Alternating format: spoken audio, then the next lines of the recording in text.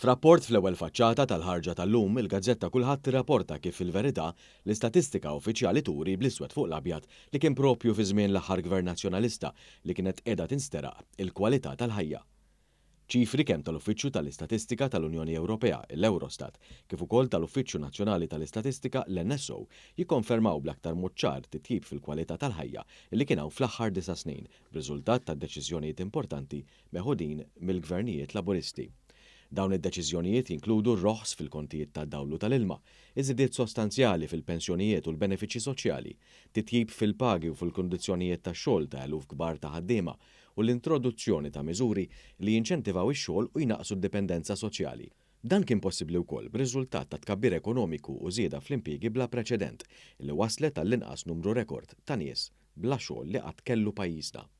Iċ-ċifri uffiċjali juru li fl-aħħar 9 snin u nofs ma baqgħux f'ċaħda materjali severa 2 minn kull 3 persuni li kienu hekk fi żmien il-Gvern Nazzjonalista. Dan it-tnaqqis seħħ minkejja żieda fil-popolazzjoni fil-Gżejjer tagħna u kien rifless f'kull kategorija. Barra minn hekk kien hemm żiediet mill-aktar notevoli fin-numru ta' persuni li mhumiex f'ċaħda materjali severa jew mhumiex f'ċaħda materjali, bl-akbar żieda tkun fost l-anzjani. Iċ-ċifri uffiċjali juru wkoll li dħul gross medju tal-familji sal-2020 kien żdied b'5.4% għal kważi 40,300 euro, waqt li r-rata ta' nies fir-riskju tal-faqar baqgħet stabbli. Barra minn dan studju dwar l-iskema ta' tapering tal-benefiċċji li daħlet fl-2014 juri li din waslet biex kważi 9,300 persuna jtejbu l-livell tal-għajxien tagħhom u jidħlu fid-dinja tax-xogħol minflok baqgħu dipendenti fuq l-assistenza soċjali. L-avvanz kbir li sar fil-kwalità tal-ħajja tal-Maltin u l-Awċin fl-aħħar 9 snin jiġduh ukoll iż-żidiet sostanzjali li kien hemm fil-prodott gross domestiku ras għal ras, fid-dħul medju disponibbli tal-familji, fid-dħul nazzjonali ekkwivalizzat, fl-investiment fuq il-pensjonijiet u fuq benefiċċji soċjali oħra.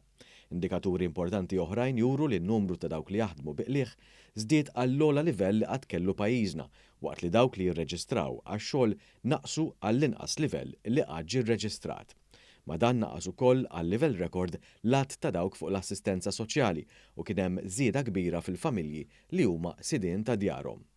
Il-Gvern Laburista baqa' jipproteġi u jsostni dawn is-suċċessi kollha, mhux biss matul is-sentejn u nofs tal-pandemija, iżda anke issa fl-akbar kriżi internazzjonali tal-enerġija u l-ikel minħabba l-invażjoni tal-Ukrajna.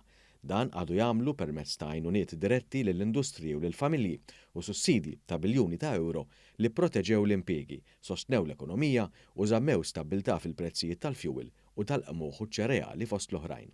Il-Gazzetta Kulħadd tirrimarka li fid-dawl tal-fatti il-protesta li sejjaħ il-Partit Nazzjonalista llum tistona bil-kbir mal-qagħda tan-nies u tkompli tixhed li l-partit huwa maqtuħ għal kollox mir-realtà.